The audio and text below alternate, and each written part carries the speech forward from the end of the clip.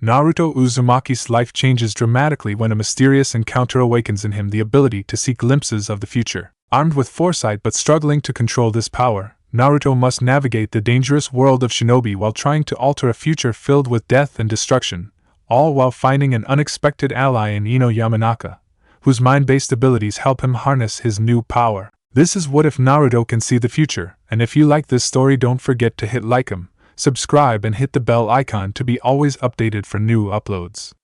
Also leave a comment for suggestions, I appreciate them. Let's start.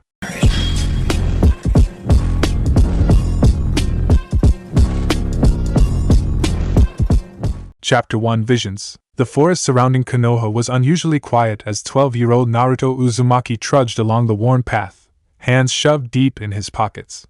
He just failed the graduation exam again, and Mizuki-sensei's words echoed in his mind. There's another way to graduate, Naruto. Something about stealing a scroll from the Hokage's tower. It sounded fishy, but Naruto was desperate. What did he have to lose? As he walked, contemplating Mizuki's offer, a strange sensation washed over him. The forest seemed to shimmer, the colors intensifying before fading to gray. Naruto stopped, his breath catching in his throat as the world around him changed. He saw himself stealing the scroll. Saw himself learning the shadow clone jutsu. Saw Iruka-sensei protecting him from Mizuki, who revealed himself as a traitor. Saw the hatred in Mizuki's eyes as he called Naruto a monster, a demon fox. You are the nine-tailed fox! Mizuki's voice rang in his ears. Then the vision ended, and Naruto stumbled, falling to his knees in the dirt. His heart raced, sweat beading on his forehead despite the cool evening air. What was that? He whispered, pressing his palm against his temple. Before he could process what had happened, another wave hit him, stronger than before. Iruka acknowledging him. Becoming a genin. Team 7 with Sasuke and Sakura. The land of waves. Zabuza and Haku. The Chunin exams. Orochimaru in the forest of death. The invasion. The third Hokage dying. No! Naruto cried out, his eyes flying open. The vision stopped, leaving him gasping for air. He sat there for several minutes, trying to make sense of what he'd seen. It felt real, too real to be his imagination. Yet how could he see things that hadn't happened? Shaking, Naruto pulled himself to his feet. If what he'd seen was true, Mizuki was setting him up.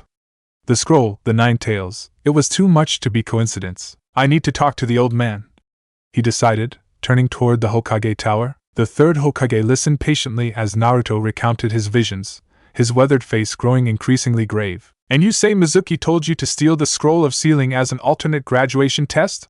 He asked when Naruto finished. Yeah. But in my, whatever it was, vision or something, he was actually a traitor. He was going to steal the scroll himself and kill me.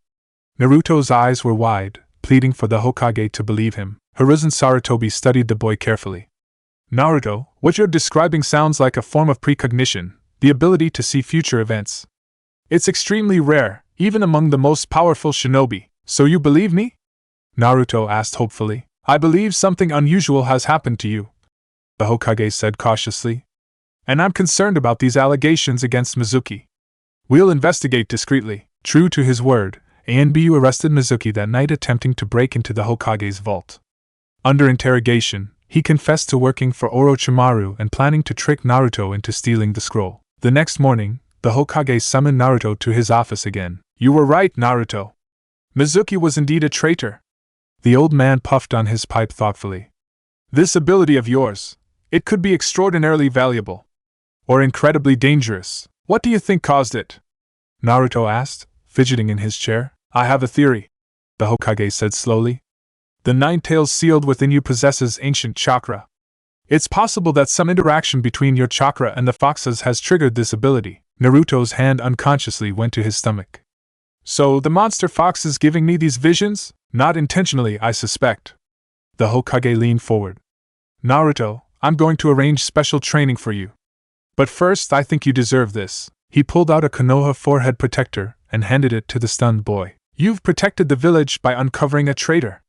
You've demonstrated the will of fire. You deserve to be a genin of Konoha. Tears welled in Naruto's eyes as he took the headband. Thank you, old man. There's one more thing, the Hokage said. About the nine tails. I know, Naruto said quietly.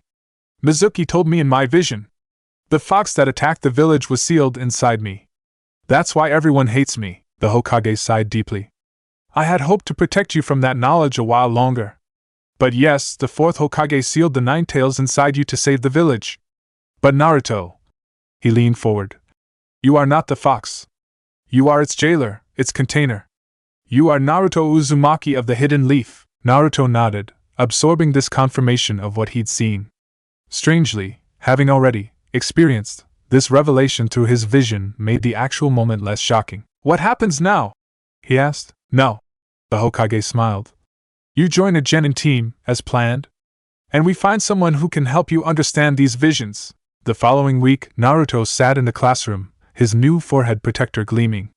Despite his unusual path to graduation, he was here, a real ninja at last. Iruka entered, smiling proudly at his students. Starting today, you are all official ninjas, but you're still genin. The hard journey that lies ahead has just started. As Iruka began announcing the three-person teams, Naruto already knew what was coming.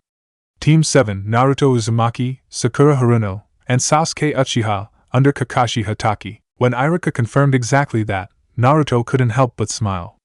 His visions had been right again. Sakura looked dismayed to be paired with Naruto but thrilled about Sasuke. The Uchiha remained impassive, though Naruto had seen enough in his visions to know the darkness that lurked within his future teammate. After lunch, as they waited for their perpetually late sensei, Naruto contemplated what to do with his knowledge. Should he try to change things? Save the old man from Orochimaru? Stop Sasuke from leaving? The responsibility felt overwhelming. The door slid open, and a silver-haired jonin with a mask covering most of his face peered in. Team 7? My first impression is, you're boring, Kakashi said flatly. Meet me on the roof. Naruto followed his new teammates, his mind racing. In his vision, they'd nearly failed Kakashi's bell test. But now, maybe they could pass it easily. On the roof, Kakashi had them introduce themselves, though Naruto barely paid attention. He was too busy trying to organize the fragments of future events in his mind. Blondie, you're up. Kakashi's voice cut through his thoughts. Oh. I'm Naruto Uzumaki. I like ramen, especially from Ichiraku when Iruka-sensei treats me. I dislike the 3 minutes it takes to cook instant ramen. My hobby is comparing different kinds of ramen. And my dream. He paused, remembering his usual declaration about becoming Hokage, but his visions had shown him a much longer, harder path than he'd imagined. My dream is to protect my precious people and become Hokage so everyone acknowledges me. Kakashi studied him for a moment. Interesting. Meet at Training Ground 7 tomorrow at 5 a.m. Oh, and don't eat breakfast. You'll throw up. As they dispersed, Naruto felt a sharp pain behind his eyes, and the world blurred again. The bell test. The wave mission again, but clearer this time. Sasuke nearly dying. The Chunin exams. Orochimaru biting Sasuke, giving him the curse mark. The preliminaries. Neji defeating Hinata brutally. Gaara of the Sand, bloodthirsty and unstable. The finals, interrupted by invasion. The third Hokage fighting Orochimaru, then dying, sealed by the Reaper Death Seal. Naruto! Naruto blinked, finding Sakura staring at him with annoyance. What's wrong with you? You just zoned out completely. Sorry, Sakura-chan. He mumbled. Just thinking about tomorrow. She rolled her eyes and walked away, leaving Naruto alone on the roof. He needed help understanding these visions, and soon. They were becoming more frequent, more detailed. And if they were accurate, disaster was coming to Konoha. Chapter 2, Bell Test Revised. The next morning, Naruto arrived at Training Ground 7 with a full stomach, ignoring Kakashi's instructions. His visions had shown him that the Jonin wouldn't arrive for hours, and that they need their strength for the bell test. Naruto! Sensei told us not to eat! Sakura scolded when he pulled out a rice ball. He's not even here yet. Naruto shrugged, taking a bite. And he won't be for at least 3 hours. Sasuke raised an eyebrow. How would you know that? Naruto hesitated, unsure how much to reveal. Just a feeling. To their surprise, Naruto's prediction proved accurate. Kakashi didn't arrive until after 8 a.m., offering a lame excuse about a black cat crossing his path. Today's exercise is simple, Kakashi explained, holding up 2 small bells. Get these bells from me before noon. Whoever doesn't get a bell fails and goes back to the academy. While Sakura panicked and Sasuke tensed, Naruto remained calm. He knew the real test was about teamwork. The test starts now, Kakashi announced. Sasuke and Sakura immediately disappeared into the surrounding forest. Naruto, however, stood his ground. "You know, you're a bit odd," Kakashi noted, pulling out his book. "Aren't you going to hide like the others?" "No point," Naruto replied. "This test isn't about getting the bells. It's about teamwork." Kakashi's visible eye widened slightly. "Oh, yeah. That's why there are only 2 bells for 3 people. You're trying to pit us against each other, but the point is that we need to work together as a team." Kakashi slowly closed his book. "Interesting theory. Who told you that?" "Nobody told me." Naruto grinned. "I just figured it out." "Then why aren't you working with your teammates?" "I'm about to." Naruto made a hand sign. "Shadow Clone Jutsu!" A dozen clones popped into existence, surprising Kakashi. The Jonin hadn't expected a fresh genin to know such an advanced technique. While Kakashi was distracted by the clones' frontal assault, the real Naruto slipped away to find his teammates. He located Sasuke first, hidden in a tree watching the skirmish. "Sasuke!" Naruto whispered urgently. "We need to work together." "Get lost, loser!" Sasuke hissed. "You'll just get in my way." "Listen to me," Naruto insisted. "This test is about teamwork. None of us can take on a Jonin alone, not even you." Sasuke scowled but didn't immediately dismiss him. "What did you have in mind?" "I'll distract him with my clones. You attack with your fire jutsu when he's focused on me. Then we find Sakura and coordinate a final assault." To Naruto's surprise, Sasuke nodded reluctantly. "Fine. But if this fails, I'm going solo." Naruto quickly found Sakura and explained the plan. Though skeptical, she agreed when she heard Sasuke was on board. Back at the clearing, Kakashi had dispatched most of Naruto's clones and was looking bored again. "Round 2!" Naruto shouted, creating even more clones that charged from all directions. As Kakashi engaged them, Sasuke leapt from his hiding spot. "Fire style, fireball jutsu!" A massive ball of flame erupted from his mouth, forcing Kakashi to dodge right into Sakura's path. The pink-haired kunoichi had prepared a simple trap, a trip wire connected to a spray of kunai.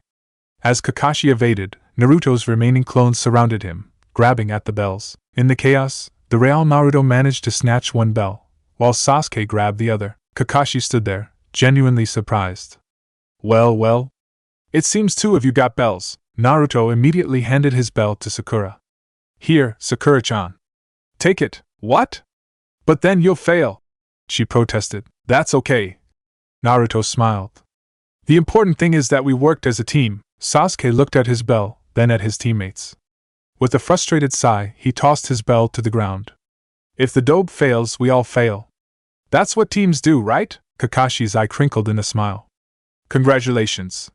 You all pass." "What?" Sakura looked confused. "The true purpose of this test was to see if you could put the team above yourselves. In the ninja world, those who break the rules are scum, but those who abandon their friends are worse than scum." As Kakashi explained the memorial stone and the importance of teamwork, Naruto felt a sense of déjà vu mixed with pride. They passed much more convincingly than in his vision. Maybe he could change things for the better after all. Later that afternoon, the Hokage summoned Naruto to his office again. "I've arranged for someone to help you with your unique ability," he explained. "She has experience with mental techniques that might help you control and understand your visions." The door opened, and a blonde girl about Naruto's age walked in, looking annoyed. "Ino?" Naruto blurted in surprise. Ino Yamanaka crossed her arms. "The Hokage said you need help with some mental thing, and since my clan specializes in mind techniques, I got volunteered." She narrowed her eyes. "What's going on, Naruto? Since when do you get special training?" The Hokage cleared his throat. "Miss Yamanaka, what I'm about to tell you is an S-class secret. You cannot share it with anyone, not even your father." Ino's eyes widened. "S-class? What could Naruto possibly be involved in that's S-class?" "Naruto has developed an unusual ability to see glimpses of potential future events," the Hokage explained. "We believe your clan's mind techniques might help him control these visions and interpret them more clearly." Ino stared at Naruto in disbelief. "Future events? Like he can see the future?" "Apparently," Naruto said sheepishly. "It just started happening. I see things that haven't happened yet." "Prove it," Ino challenged. "Tell me something about my future." Naruto shrugged. "It doesn't really work like that. I can't control when the visions come or what they show me. And they mostly show big events, not personal stuff." "Convenient excuse," Ino scoffed. The Hokage intervened. Naruto's information has already proven accurate, Miss Yamanaka. He uncovered a traitor in our midst and predicted events that came to pass exactly as he described. Ino looked skeptical but less dismissive. So what am I supposed to do? And also why me? Why not my father? Your clan's mind transfer and mind probing techniques might help Naruto organize his visions and possibly even control when they occur. The Hokage explained. You'll train with him 3 times a week, under my direct authority. You can think of it as mutual progression. You can help Naruto while also improving your skills, but I was just made genin. I have my own team training. This takes priority, the Hokage said firmly. I've already spoken with Asuma. He understands the importance of this assignment, even if he doesn't know the details. Ino sighed dramatically. Fine. When do we start? Tomorrow, the Hokage said. Training Ground 11 at noon. It's private and rarely used. As they left the Hokage tower together, Ino studied Naruto with newfound curiosity. So, you really can see the future? That's actually kind of cool, Naruto grinned. Yeah, when it's not giving me massive headaches. What have you seen about me? She asked, trying to sound casual. Not much specifically about you, Naruto admitted. Mostly big events. The Chunin exams. An invasion. Some really bad stuff. Ino's expression grew serious. An invasion? Of Konoha? Naruto nodded solemnly. During the Chunin exam finals. Sand and Sound Villages attack. The old man. He trailed off, not wanting to voice the Hokage's fate. What about him? Ino pressed. Naruto looked away. He fights Orochimaru. It doesn't end well, Ino paled. And you're sure about this? As sure as I can be. But I'm going to try to change it. Naruto's eyes hardened with determination. That's why I need your help, Ino. If I can control these visions better, maybe I can find a way to save him and others. For once, Ino didn't have a snarky comeback. I'll do my best to help, she promised quietly. See you tomorrow, Naruto. As she walked away, Naruto felt a strange connection forming. In his visions, he and Ino had barely interacted. Now, she would be integral to his future, a future he was determined to change. Chapter 3, The Mind's Eye. Training Ground 11 was secluded, bordered by dense forest on 3 sides and a small stream on the 4th. When Naruto arrived the next day, Ino was already waiting, sitting cross-legged on a flat rock. You're late, she said, though he was actually right on time. Sorry. Naruto rubbed the back of his head. Kakashi-sensei had us chasing some demon cat all morning, Ino smirked. Tora? We had that mission yesterday. Shikamaru has the scratches to prove it. She stood up, brushing off her purple outfit. Let's get started. I talked to my mom about mind techniques that might help with your situation. I couldn't tell her specifics, but she suggested some basic exercises. Your mom? Not your dad? Naruto asked, surprised. Dad would ask too many questions. Ino shrugged. Mom's more understanding about classified missions. She gestured for Naruto to sit across from her on the grass. First, we need to establish a mental connection. This is a modified version of my family's mind-body switch technique. Instead of taking over your body, I'll just create a link between our minds. Naruto looked nervous. Will you be able to read my thoughts? Only surface thoughts, and only what you're actively thinking while we're connected, Ino assured him. I'm not going to dig around in your memories or anything. She formed a seal with her hands. Mind-body transmission jutsu. Naruto felt a strange sensation, like someone gently brushing against his consciousness. Can you hear me? Ino's voice echoed in his head, though her lips didn't move. Whoa! That's weird! Naruto exclaimed out loud. Try to think your response, don't say it. Ino instructed verbally. Like this? Naruto thought deliberately. Yes, perfect. Ino's voice replied in his mind. Now I want you to try to recall one of your visions. Just the feeling of it starting, not the actual vision. Naruto closed his eyes, concentrating on the peculiar sensation that preceded his glimpses of the future. The way colors intensified before fading, the slight disorientation. I feel it. Ino's voice whispered in his mind. It's like a ripple in your chakra. Almost like genjutsu, but coming from within instead of outside. Suddenly, Naruto felt the familiar rush that signaled an incoming vision, stronger than before. Ino! He gasped, as the world around him began to blur. The Chunin exams. The written test. Ibiki Marino explaining the 10th question. The Forest of Death. Team 7 encountering Orochimaru. The preliminary matches. Sasuke against some sound ninja. Sakura vs Ino, their match ending in a double knockout. Naruto defeating Kiba. Hinata nearly dying at Niji's hands. Gaara crushing Lee's arm and leg. Then the finals. Naruto vs Niji. Sasuke vs Gaara. The invasion beginning during their match. Feathers falling, a sleep genjutsu. The third Hokage trapped with Orochimaru. Giant snakes breaking through the village walls. Naruto! He snapped back to reality, finding Ino gripping his shoulders, her face inches from his, eyes wide with shock. I saw it, she whispered. I saw what you saw. Naruto blinked, disoriented. You did? Ino nodded, looking pale. Because we were connected when it happened, I got pulled in too. She sat back, releasing him. That was intense. Was that the Chunin exams? Yeah. Naruto confirmed. They're coming up soon. I saw myself fighting Sakura, Ino said slowly. And we both lost. She frowned. That's annoying. Naruto couldn't help but laugh at her priorities. That's what bothers you. Not the invasion or Orochimaru or any of that, Ino flushed. Of course I'm worried about those things too.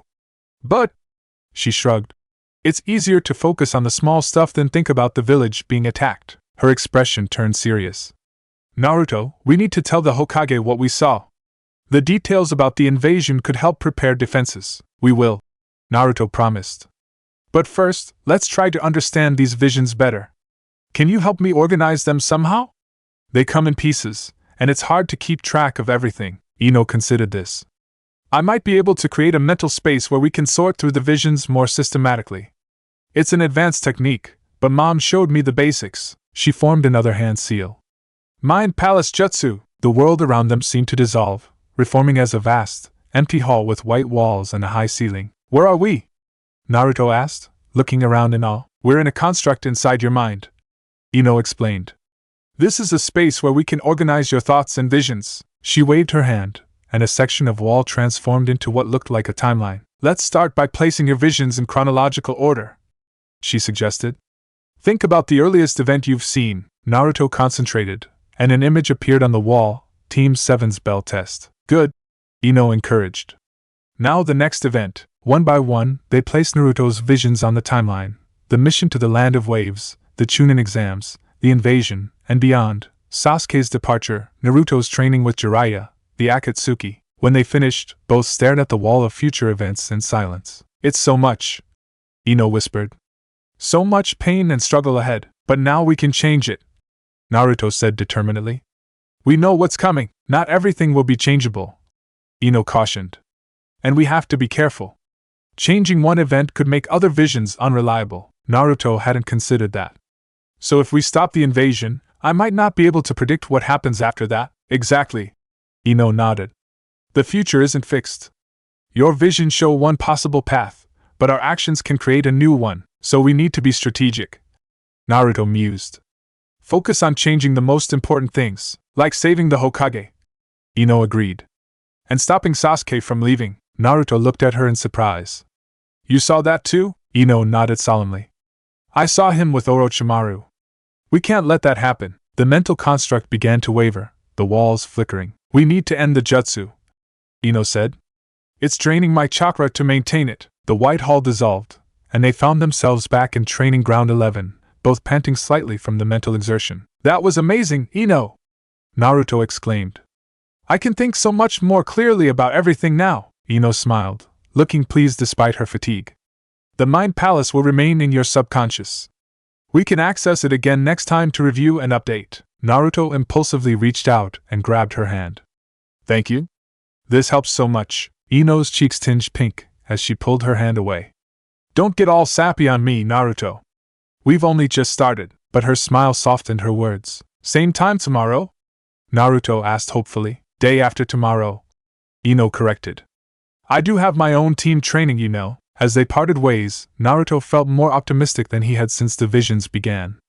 With Ino's help, maybe he really could change the future for the better. But first, they needed to warn the Hokage about the invasion. Chapter 4. Ripples of Change. An invasion during the Chunin exams? The third Hokage's pipe hung forgotten in his hand as Naruto and Ino stood before him, having just related the details of their shared vision. Yes, Lord Hokage, Ino confirmed. It happens during Sasuke's match with Gaara in the finals. A genjutsu puts most of the spectators to sleep, and then sound and sand forces attack, and Orochimaru disguises himself as the Kazekage. Naruto added. He traps you in some kind of barrier on the roof and... He trailed off, unwilling to verbalize the Hokage's death. Hiruzen's weathered face grew grave. I see. And you're confident in this vision? It's the clearest one I've had. Naruto nodded. And Ino saw it too when we were connected. The Hokage set down his pipe and steepled his fingers. This is troubling indeed. If Orochimaru is involved, the threat is very real. He regarded them thoughtfully. Have you shared this information with anyone else? No, sir, Ino assured him. Only you, good. Keep it that way for now. The old man stood and walked to the window, gazing out at the village. We must prepare, but discreetly. If Orochimaru suspects we know of his plans, he may alter them in ways your visions haven't revealed. He turned back to them. Naruto, Ino, I'm assigning you both an ongoing S-rank mission. Continue exploring these visions and report any new details directly to me. No written reports, nothing that could be intercepted. Both genin straightened at the assignment of such an important mission. Yes, Lord Hokage, they replied in unison. One more thing, Hiruzen added. The Chunin exams begin next week. Both your teams will be participating. Use this opportunity to observe the sand and sound participants closely, especially this Gaara you mentioned. As they left the Hokage Tower, Naruto and Ino walked in thoughtful silence. Do you think we should tell our teammates? Naruto finally asked. Not everything, but maybe warn them about Gaara at least. Ino considered this. We should be careful. The Hokage said to keep it quiet. Yeah, but in my vision, Sasuke gets that weird mark from Orochimaru during the Forest of Death part of the exam. If he knew to be extra careful, maybe we can drop hints without revealing the source. Ino suggested. Warn them about suspicious participants without mentioning your visions. Naruto nodded. That could work. Oh, and in my vision, you and Sakura end up fighting to a draw in the preliminaries. Maybe you could. Don't tell me the outcome. Ino interrupted. I want to change that part. If I know what happened before, I'll overthink it and probably do worse. Naruto grinned. Fair enough. Though if you want to know how to beat her, Naruto! Ino punched his arm, but she was smiling too. I don't need your help to beat Forehead Girl. Their conversation was interrupted by a familiar voice calling Ino's name. They turned to see Shikamaru and Choji approaching. Troublesome woman. Shikamaru sighed. Asuma-sensei's been looking for you. Team training was supposed to start an hour ago. Sorry! Ino looked genuinely apologetic. I lost track of time. Shikamaru's eyes moved between her and Naruto. Since when do you two hang out? We're not hanging out, Ino said quickly. The Hokage assigned us a special mission together. Choji paused his chip eating. You and Naruto? What kind of mission? That's classified, Ino replied, flipping her ponytail over her shoulder. Shikamaru raised an eyebrow but didn't press further. Whatever. Just come on. Asuma-sensei promised barbecue if we complete today's training. Ino brightened at this. Barbecue! See you tomorrow, Naruto! As Team 10 walked away, Naruto heard Shikamaru mutter. Classified mission with Naruto? How troublesome! Naruto smiled to himself. He and Ino were an unlikely pair, but already their cooperation was changing things.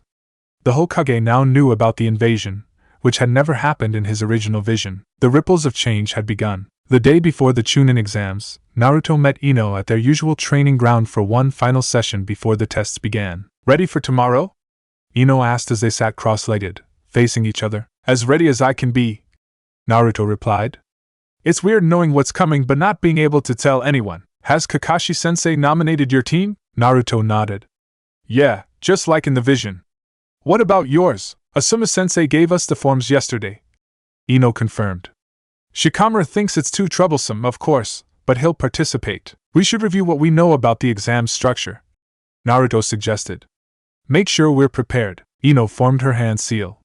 Mind Palace Jutsu. Once again, they found themselves in the White Hall of Naruto's mental construct, now filled with organized images of future events. The first test is written, Ino recalled, pointing to an image of a Biki Merino. But the real test is gathering information without getting caught, right? Yeah. Naruto nodded. And the final question is just a bluff to see who's willing to risk everything. Then the Forest of Death. Ino continued, her expression growing serious as she indicated an image of the fenced training area. That's where Orochimaru attacks your team disguised as a grass ninja, and where Sasuke gets the curse mark. Naruto frowned. We need to prevent that somehow. How? We can't exactly take on one of the legendary Sannin ourselves, Naruto thought for a moment. What if we made sure our teams stayed close together in the forest? Orochimaru might not attack if there are 6 of us instead of 3. That could work. Ino agreed. I can suggest to Shikamaru that we form an alliance with Team 7 once we're inside. He's smart enough to see the strategic advantage. They continued planning, discussing contingencies for various scenarios. When Ino finally released the jutsu, they were both mentally exhausted but better prepared. One last thing, Naruto said as they prepared to leave. In my vision, I meet these 3 sand ninja tomorrow before the exam starts. One of them is Gaara, the redhead with the gourd who's really dangerous. You want me to be there when you meet them? Ino guessed. Naruto nodded. If you could just happen to be passing by with your team, it might be good for all of us to see him early, know what we're dealing with. I'll make sure of it. Ino promised. Meet you at the academy entrance? As they parted ways, Naruto felt an unexpected pang of something like loneliness. These sessions with Ino had become a bright spot in his days, a shared secret that connected them in a way he never experienced before. He wondered if she felt it too. Chapter 5. The Chunin exams begin. The day of the Chunin exams arrived, and Naruto met his teammates outside the academy with a mixture of anticipation and dread.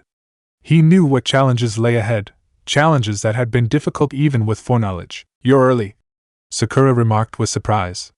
I thought I'd have to drag you out of bed, Naruto grinned. Not today! I'm too excited to sleep in, Sasuke merely grunted in acknowledgement, but Naruto could see the tension in his posture. The Uchiha was eager to test himself against strong opponents. As they walked toward the exam building, Naruto sensed a familiar chakra signature. Right on cue, Konohamaru came running around the corner, followed by his friends, and collided with a tall figure in a black bodysuit with purple face paint. Watch where you're going, brat! Kankuro growled, lifting Konohamaru by his scarf. Put him down! Naruto called out, stepping forward. Or you'll be disqualified from the Chunin exams before they even start. Kankuro's eyes narrowed. How did you know I'm here for the exams? The forehead protector was a clue. Naruto replied coolly, pointing to the sand symbol. Plus, you're obviously not from around here, a blonde girl with 4 ponytails sighed. Put him down, Kankuro. We don't need trouble. Kankuro reluctantly released Konohamaru, who scampered behind Naruto. You're pretty cocky for a leaf genin. Kankuro sneered. Before Naruto could respond, a cold voice spoke from a nearby tree. Kankuro. You're an embarrassment to our village. Everyone looked up to see a red-haired boy with a gourd on his back and the kanji for love tattooed on his forehead. His eyes were ringed with black, giving him a raccoon-like appearance. Gaara! Kankuro stuttered. I was just, shut up or I'll kill you, Gaara said tonelessly, disappearing in a swirl of sand only to reappear beside his siblings. Naruto fought to maintain his composure. Even knowing what to expect, Gaara's killing intent was palpable. Just then, as planned, Team 10 rounded the corner. There you are, Naruto! Ino called out with exaggerated casualness. We've been looking for you guys. She stopped, pretending to notice the sand ninjas for the first time. Oh, hello. You must be here for the exams too. Gaara's pale eyes shifted to the newcomers, lingering on each of them assessingly. Who are you?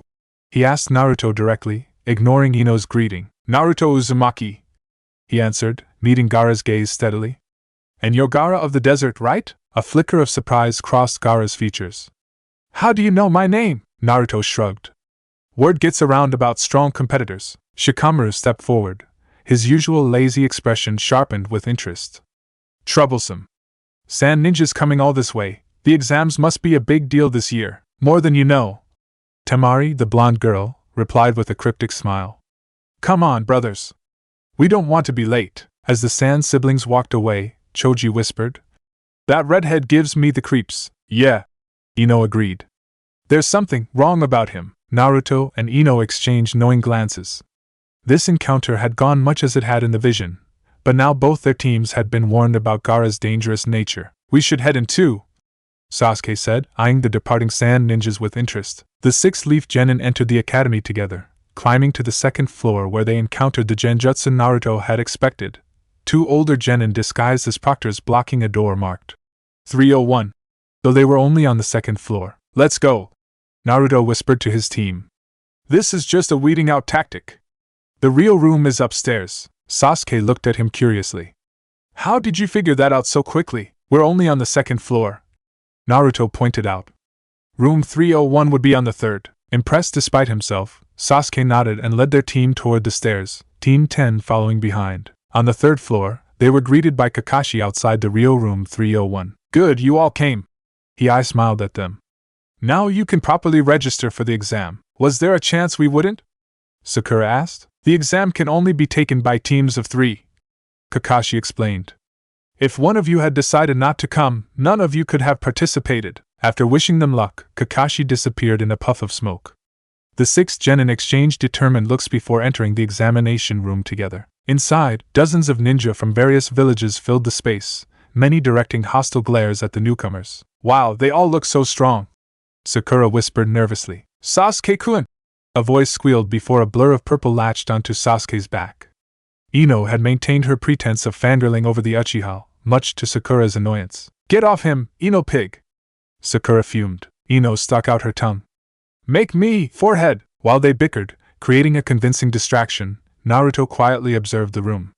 He spotted the sound ninjas, Dosu, Zaku, and Kin, huddled in a corner, and noted the many leaf genin who would become his friends and allies. Right on cue, Kabuto approached them, adjusting his glasses. You rookies should keep it down, he advised with a friendly smile.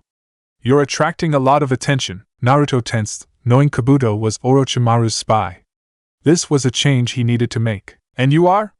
Sasuke asked coolly. Kabuto Yakushi. This is my 7th attempt at the Chunin exams. 7th? Sakura exclaimed. Are they that difficult? They're held twice a year, so this is my 4th year. Kabuto explained, pulling out a deck of cards. I've collected quite a bit of information on the exams and participants. Anyone you're curious about? Sasuke stepped forward. Gaara of the Desert and Rock Lee from Konoha. As Kabuto began to explain his ninja info cards, Naruto caught Ino's eye and subtly shook his head. They needed to be wary of Kabuto without revealing they knew his true allegiance. Before Kabuto could finish his explanation about Gaara, Naruto deliberately bumped into him, causing him to drop his cards. Oops! Sorry about that! Naruto exclaimed, bending down to help gather the cards while surreptitiously pocketing the one about Gaara. Kabuto frowned but maintained his friendly facade. No problem. Accidents happen. Just then, the sound ninjas attacked Kabuto, demonstrating their sound-based techniques. Despite appearing to dodge the attack, Kabuto's glasses shattered, and he doubled over, vomiting. Write this down. Zaka sneered. The sound ninjas will definitely become Chunin. Before the confrontation could escalate, a puff of smoke at the front of the room heralded the arrival of the exam proctors, led by Ibiki Marino. Quiet down, you worthless bastards! He barked. I am Ibiki Marino, proctor for the first test of the Chunin exams. As he explained the rules of the written exam, Naruto caught Ino's eye again and smiled confidently. Unlike his first time through this exam, he now understood the true purpose of the test, and had a teammate who could help him answer the questions if needed. The first phase of the Chunin exams had begun, and already the future was shifting in subtle ways. Chapter 6: Forest of Death. The first exam concluded exactly as Naruto had foreseen. Ibiki's psychological warfare eliminated many teams, and his bluff about the 10th question cut their numbers nearly in half. Those who remained, including all the rookie leaf teams, were passed on to the second proctor, Anko Midarashi. The purple-haired Jonin led them to Training Ground 44, the infamous Forest of Death, where teams would battle for heaven and earth scrolls while trying to reach the central tower within 5 days. Remember the plan? Naruto whispered to Ino as they collected their scrolls and prepared to enter the forest from different gates. After the first kilometer, head east. We'll rendezvous at the tall oak with the split trunk. Ino nodded. Be careful. That snake might appear sooner than in your vision now that things are changing. You too, Naruto replied, surprising her with a brief but tight hug before rejoining his team. When the signal came, Team 7 raced into the forest. Naruto immediately suggested they head east. Why east? Sasuke questioned. Less teams were assigned to gates on that side. Naruto improvised.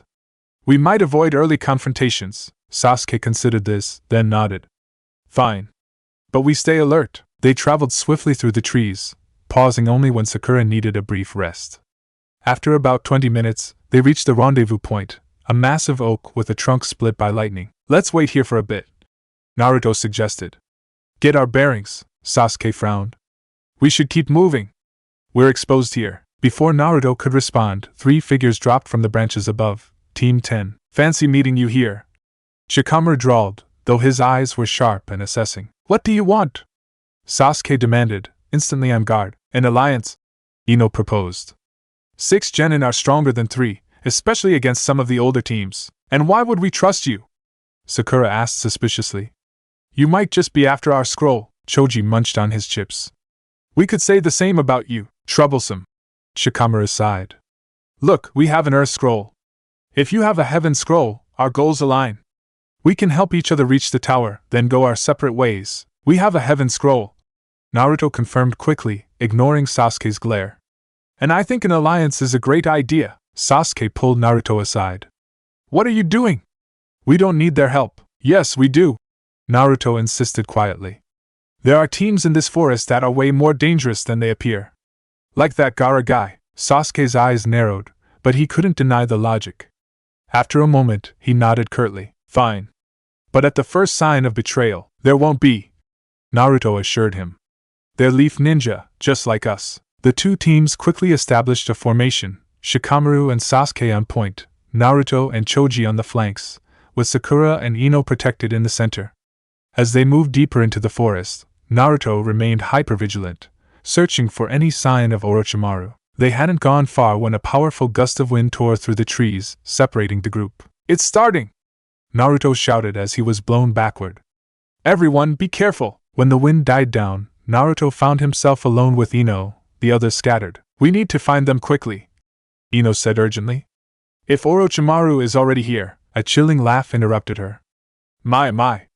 What interesting little genin, knowing my name. They spun around to face a grass ninja with long black hair and an unsettling smile. But Naruto recognized the chakra signature immediately. This was Orochimaru. Run! Naruto shouted, grabbing Ino's hand. We need to regroup with the others. They dashed through the trees, the disguised Sannin pursuing with terrifying speed. You can't escape, Orochimaru called mockingly. But I'm curious. How do you know who I am, little Jinchuriki? Naruto's blood ran cold. How did Orochimaru know about the 9 tails? They burst into a clearing where, thankfully, they found the rest of their combined teams regrouping. Naruto! Ino! Sakura called in relief, before noticing their panicked expressions. What's wrong? Danger! Naruto panted. Big trouble. Orochimaru slithered into the clearing, his killing intent washing over the genin like a physical wave. Sasuke and Shikamaru immediately moved to defensive positions, while Choji and Sakura froze in terror. 6 little leaf buds! Orochimaru hissed, his disguise beginning to slip. More than I expected to find, but no matter. Everyone, formation Delta! Shikamaru called, surprisingly composed despite the overwhelming pressure. The genin moved to surround Orochimaru, though Naruto knew they stood no chance against the Sannin. What's the plan? Ino whispered to Naruto. Survive until help arrives, he replied grimly. The old man is watching the exams. If we can hold out and make enough noise, enough chatter. Orochimaru interrupted, his neck suddenly extending impossibly as his head shot towards Sasuke with fangs bared. No! Naruto shouted, diving to intercept. He crashed into Sasuke, pushing him aside as Orochimaru's fangs grazed Naruto's shoulder instead. The Sannin's eyes widened in surprise, then narrowed in anger. Foolish boy! You're not the one I want! Naruto felt a burning pain where the fangs had scraped him, but no mark appeared. The 9 tails chakra was already working to neutralize whatever Orochimaru had attempted to inject. Shadow possession jutsu! Shikamaru called, his shadow stretching to capture Orochimaru. For a brief moment, the Sannin was caught, his movements mirroring Shikamaru's. But with a pulse of chakra, he broke free, sending Shikamaru flying into a tree with a backlash. Partial expansion jutsu!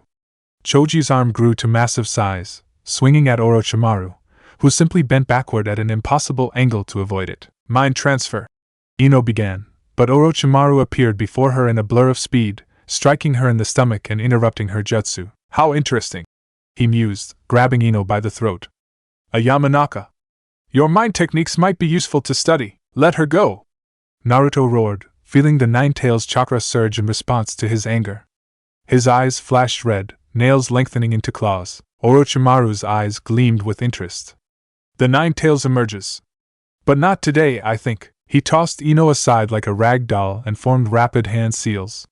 5 Elements Seal! His fingers slammed into Naruto's stomach, disrupting the Nine Tails chakra flow and sending Naruto crumpling to the ground in agony. With Naruto incapacitated, Orochimaru turned his attention back to Sasuke, who was engaging him with taijutsu alongside Sakura's support. "You're the one I came for, Sasuke-kun," Orochimaru purred, easily dodging their attacks. Such potential in those Sharingan eyes. Despite the pain, Naruto forced himself to his feet. They were failing. Orochimaru was toying with them, and any moment he would mark Sasuke with the cursed seal. In desperation, Naruto formed a hand seal. Shadow Clone Jutsu! Despite the 5 Elements seal, he managed to create a dozen clones, though the effort left him gasping. "Everyone! Maximum firepower! Now!" he shouted. Understanding the strategy, the combined teams unleashed their strongest attacks simultaneously. Fire style, Fireball Jutsu! Sasuke's massive flame roared toward Orochimaru. Mind Disruption Jutsu! Ino called, targeting Orochimaru's mental equilibrium rather than attempting possession. Shadow Strangle Jutsu! Shikamaru's shadow rose up, forming hands that reached for Orochimaru's neck. Human Boulder! Choji tucked in his limbs and spun toward Orochimaru like a wrecking ball. Sakura launched a barrage of kunai with explosive tags attached, while Naruto's clones attacked from all sides. The combined assault forced Orochimaru to defend more seriously, creating an opening for what Naruto really needed: attention from the exam proctors. "Now!" Naruto shouted, setting off the emergency flare he'd secretly brought into the forest. A brilliant red light shot into the sky, visible throughout the training ground. Orochimaru hissed in annoyance. "Clever children! But it changes nothing." He moved with blinding speed towards Sasuke, his neck extending once more, fangs bared. But this time, a blur of green intercepted him. Dynamic entry! Might Guy's foot connected with Orochimaru's face, sending the disguised Sannin crashing through several trees. "Yosh! What unyouthful behavior, attacking young genin!" Guy declared, taking a defensive stance before the exhausted teams. Orochimaru rose from the splintered trees, his disguise now fully sloughed off, revealing his true pale face and serpentine eyes. "My Guy," he acknowledged with a frown. "How unfortunate, Orochimaru!" Guy's expression hardened, recognizing the S-rank missing Nin. "Children, get back! This is no opponent for genin!" Before the confrontation could continue, more jonin arrived: Anko Mitarashi, Kakashi Hatake, and Asuma Sarutobi, all responding to the flare. "Orochimaru!" Anko spat, her face contorted with hatred for her former sensei. Realizing he was now outnumbered by 4 elite jonin, Orochimaru's body began to melt into mud. "Another time, Sasuke-kun!" His voice echoed as he disappeared. "We will meet again." As the jonin secured the area, the exhausted genin collapsed in relief. Naruto crawled to Ino, who was holding her ribs where Orochimaru had struck her. "You okay?" he asked worriedly. She nodded, wincing. "Nothing broken, I think." He did something to my seal," Naruto admitted quietly. "But we did it, Ino. We changed it. Sasuke doesn't have the curse mark." Ino managed a smile despite her pain. "We did it." Kakashi approached them, his visible eye serious. "Naruto, what happened here? How did you know to use the emergency flare?" "Lucky instinct," Naruto replied evasively. "That guy felt way stronger than a genin." Kakashi didn't seem convinced but didn't press further. "All of you need medical attention. The second exam is being temporarily suspended while we search for Orochimaru." As medical ninja arrived to treat their injuries, Naruto caught Ino's eye again.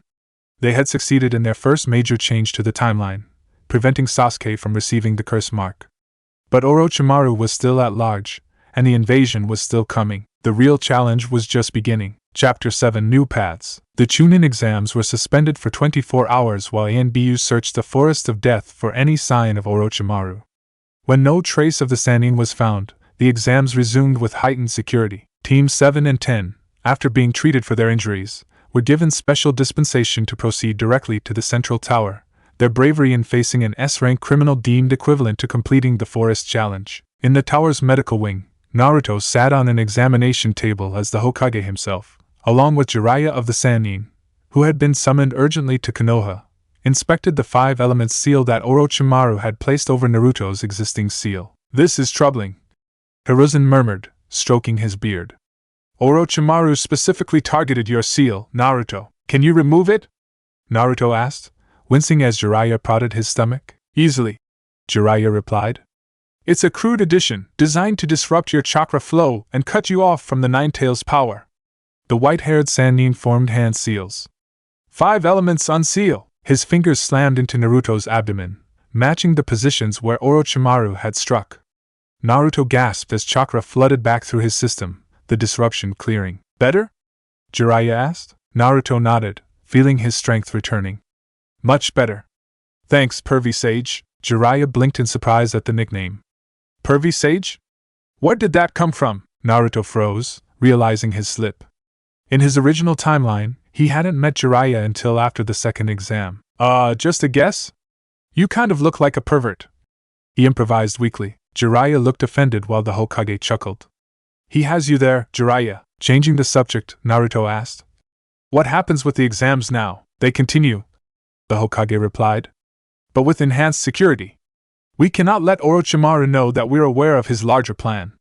The element of surprise is our greatest advantage, so we're using the exams as bait? Naruto frowned. In a sense, Hiruzen nodded. But every participant will be protected. I've recalled additional ANBU and Jonin to the village, and Jiraiya will remain as well. After being dismissed, Naruto found Ino waiting outside the medical room. How did it go? She asked. They removed the seal Orochimaru put on me, Naruto explained as they walked. The old man is continuing with the exams as planned, but with more security. So we're still moving forward with the original timeline, just reinforced? Naruto nodded. For now. I think the Hokage wants to catch Orochimaru in the act. They found a quiet corner to talk more privately. We should check the Mind Palace, Ino suggested. See if our changes have affected your visions. She formed the hand seal. Mind Palace Jutsu. Once inside the mental construct, they were shocked to find that portions of the timeline had become blurry or faded entirely. The future is changing, Ino whispered, examining the wall of images. Look, everything after the Forest of Death is less clear. She was right. The preliminary matches, the 1-month training period, the finals, all were now hazy and indistinct. That makes sense, Naruto said. Since Sasuke doesn't have the curse mark, he won't seek out Orochimaru for power. That changes everything, but the invasion is still coming. Ino pointed to an image of sound and sand ninjas attacking Konoha, which remained clear. That part hasn't changed, probably because Orochimaru was already planning it before the exams, Naruto reasoned. It doesn't depend on Sasuke having the curse mark. As they studied the altered timeline, a new vision suddenly appeared on the wall. Naruto confronting Gaara during the invasion, both of them transformed, Naruto drawing on the Ninetales chakra, Gaara partially transformed into Shikaku. That's new, Ino observed. You're fighting Gaara, but it looks different from your original vision. The pieces are rearranging, Naruto realized. Some events are fixed points, like the invasion and my confrontation with Gaara. But how we get there is changing. They exited the Mind Palace, both looking thoughtful. The preliminaries start tomorrow, Ino said. Do you think the matches will be the same? I don't know, Naruto admitted. Probably not, since we reached the tower differently, and some teams might not make it this time who did before. I still want to beat Sakura, Ino declared with determination. Naruto grinned. Just don't use your mind transfer on her directly. In my vision, you both knocked each other out that way. Thanks for the tip, Ino winked. I'll use a different approach. As they parted ways to rejoin their respective teams, Naruto felt a strange mix of hope and anxiety. They had already changed the future significantly by preventing Sasuke from receiving the curse mark. But the invasion was still coming, and the Hokage's life remained in danger. Moreover, as the future became less predictable, Naruto's advantage was diminishing. They would need to be more strategic about what changes they made going forward. The preliminary matches began the next day, with more teams having reached the tower than in Naruto's original vision, thanks in part to Orochimaru's absence from the forest after his early encounter with Teams 7 and 10. The first match was announced, Sasuke Uchiha vs Yoroi Akado. Without the curse mark to contend with, Sasuke fought with his full capabilities, defeating Yoroi quickly with a combination of taijutsu and his own fire-style jutsu. That was different, Naruto whispered to Ino as they watched from the balcony. In my vision, Sasuke could barely use chakra because of the curse mark. The matches continued, some playing out as Naruto remembered, others diverging significantly. Shino Aburame defeated Zaku Abumi, just as before, by planting his chakra-eating insects in Zaku's air tubes. Kankuro beat Misumi Tsurugi using his puppet switching technique. Then came a surprise. The fourth match, Sakura Haruno vs Kintsuchi, that's different, Naruto muttered. Sakura fought you in my vision. Ino watched intently as her rival took on the sound kunoichi. Kin's Senbonanbel Genjutsu initially gave her the advantage, but Sakura, having trained extensively in Genjutsu theory, managed to break free and defeat Kin with a clever combination of academy basics and pure determination. She's improved, Ino acknowledged grudgingly as Sakura returned to the balcony, battered but victorious. The fifth match, Temari vs Tenten. This match proceeded much as Naruto remembered, with Temari's wind techniques completely countering Tenten's weapons, resulting in a one-sided victory for the Sand Kunoichi. Sixth match, Shikamaru Nara vs Ino Yamanaka. What? Ino exclaimed. I have to fight Shikamaru. This was a major deviation from Naruto's vision. Team members facing each other in the preliminaries hadn't happened before. Good luck, Naruto offered as Ino made her way down to the arena, looking disgruntled. The match was a fascinating battle of wits. Shikamaru's shadow techniques were well suited to counter Ino's mind jutsu, as he could immobilize her before she completed her hand seals. However, Ino had trained extensively with Naruto, developing new tactics that her teammate hadn't seen. When Shikamaru caught her in his shadow possession, Ino smiled.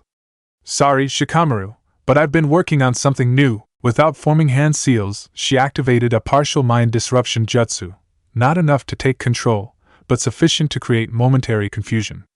That split second of disruption weakened Shikamaru's shadow hold, allowing Ino to break free and knock him unconscious with a well-placed strike. Winner Ino Yamanaka, Hate announced. When did you learn to use jutsu without hand seals?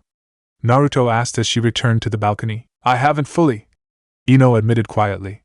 But I've been practicing simplified versions while working with you in the Mind Palace.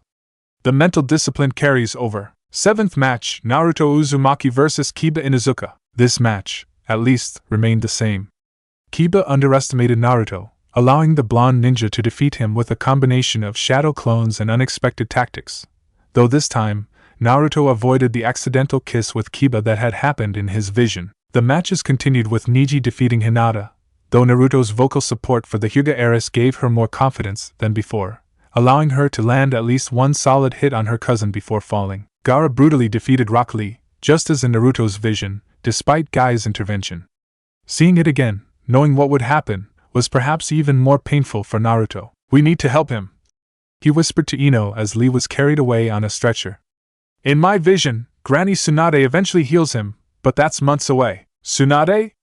The legendary medical ninja? Ino asked. She hasn't been in the village for years. I know. But we'll find her, Naruto promised.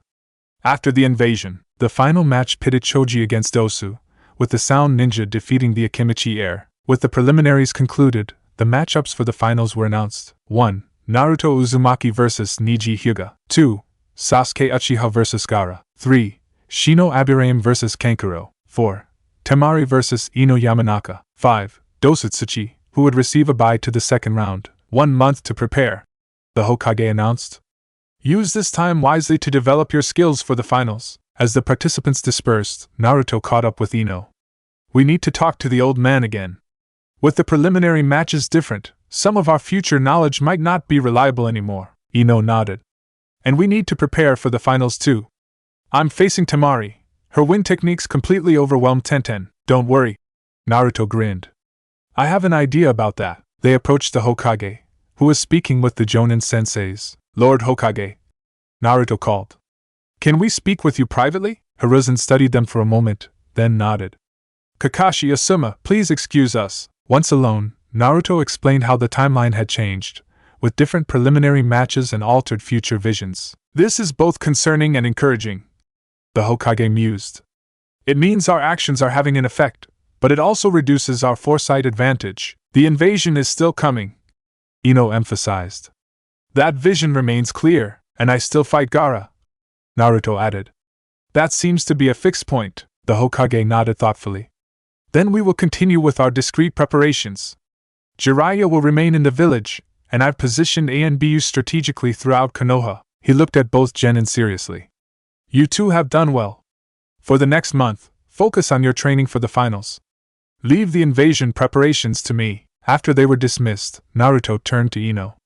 So, about your match with Temari, I'm going to need something special to counter those wind techniques. Ino acknowledged. Actually, I think earth techniques would work well, Naruto suggested. Wind is strong against lightning but weak against earth. Ino looked surprised. Since when do you know elemental relationships? I read about it, Naruto stammered. In truth, he had learned about elemental affinities during his training with Kakashi in the future, something that hadn't happened yet. Well, there's a problem with that plan. Ino sighed. I don't know any earth techniques. We could ask Asuma-sensei, Naruto suggested. Or what? Naruto grinned. I have a better idea. Come with me. He led her through the village to the hot springs, where, as he expected, they found Jiraiya, researching for his books. Pervy sage! Naruto called out. Jiraiya nearly fell off his perch, spinning around to glare at Naruto. Kid! Don't call me that in public! His expression changed when he noticed Ino. And who's this lovely young lady? This is Ino Yamanaka, Naruto introduced. We need your help with training for the finals. Jiraiya raised an eyebrow. Both of you? Why would I train you? Because we're the ones who warned the old man about Orochimaru and the invasion, Naruto said bluntly. And because you're my godfather. This last statement shocked both Jiraiya and Ino. What did you just say?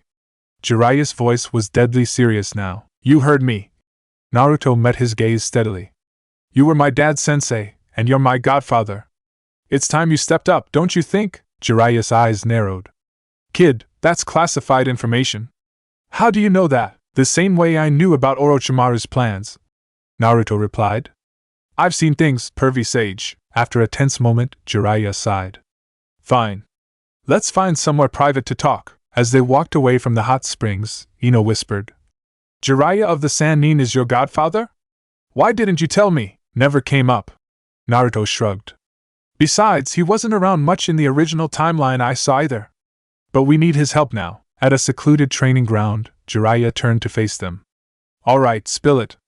The Hokage told me about your visions, but I want the full story. For the next hour, Naruto and Ino explained everything. The initial visions, their work in the Mind Palace, the changes they'd already made, and their concerns about the upcoming invasion. Jiraiya listened silently, his expression growing increasingly troubled. So, he said when they finished, you want me to train both of you for the finals, which are just a cover for Orochimaru's invasion anyway? Basically, yeah.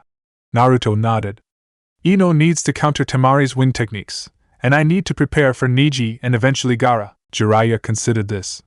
The Yamanaka girl isn't my responsibility, but... He sighed heavily. I suppose I do owe you, Naruto. He studied them both. Fine. I'll help train you. But on one condition, you tell no one else about these visions without the Hokage's explicit permission. The fewer people who know, the better. Deal? Naruto agreed immediately. Now let's see what we're working with. Jiraiya gestured for them to demonstrate their abilities. As Naruto and Ino showed their techniques, Jiraiya assessed them with a professional eye. When they finished, he nodded. All right. The girl has good chakra control but limited offensive options. The boy has massive chakra reserves but poor control. He scratched his chin. This could actually work well. What do you mean? Ino asked. I mean, Jiraiya grinned. That starting tomorrow, you two are going to learn some very interesting techniques. Techniques that will surprise everyone at the finals, especially a certain snake and his allies. For the first time in weeks, Naruto felt genuine optimism. With Jiraiya's help, they might not only survive the invasion but emerge stronger than before. The future was changing, one decision at a time. Chapter 8, A Month of Training. After the preliminaries, the participants were given a month to train and strategize for their opponents. The training ground echoed with Naruto's frustrated shout as he once again failed to maintain the water balloon's rotation. You're still using too much force, Jiraiya criticized, lounging against a tree. The Rasengan requires precision, not just power. I know, Naruto grumbled, picking up another water balloon. But in my vision, it took me weeks to master this step. It was their 5th day of training, and while Naruto was progressing faster than in his original timeline, having the muscle memory of the technique somewhere in his subconscious, it was still challenging. Nearby, Ino was practicing her own assignment, a modified version of the earth wall technique that Jiraiya had taught her after discovering her earth affinity. Better! Jiraiya called to her as she successfully raised a small wall of earth. But it needs to be higher and stronger to block Temari's wind attacks. Ino wiped sweat from her brow. I'm trying, but earth manipulation is harder than I expected. That's because it's the opposite of your natural inclination, Jiraiya explained. Yamancas typically have lightning or water affinities, which flow easily. Earth requires steadfastness and immovability, qualities you're having to develop. The Sannin stood, stretching. Take a break, both of you. You've been at it for 4 hours straight. As they sat in the shade, drinking water and recuperating, Jiraiya studied them thoughtfully. You know, he said casually, you two make an interesting team. The mind and the spirit, working together. Ino glanced at Naruto. What do you mean? The Yamanaka are mind specialists, perception, intelligence, subtlety. The Uzumaki clan, on the other hand, were known for their life force, vitality, and raw power. Jiraiya's eyes twinkled. Together you complement each other remarkably well. Naruto hadn't considered it that way before. Is that why our training with the Mind Palace works so well? Precisely. Jiraiya nodded. Which gives me an idea for a joint technique you could develop. This captured their full attention. A joint technique? Ino leaned forward eagerly. Something that combines Naruto's shadow clones with your mind techniques. Jiraiya explained.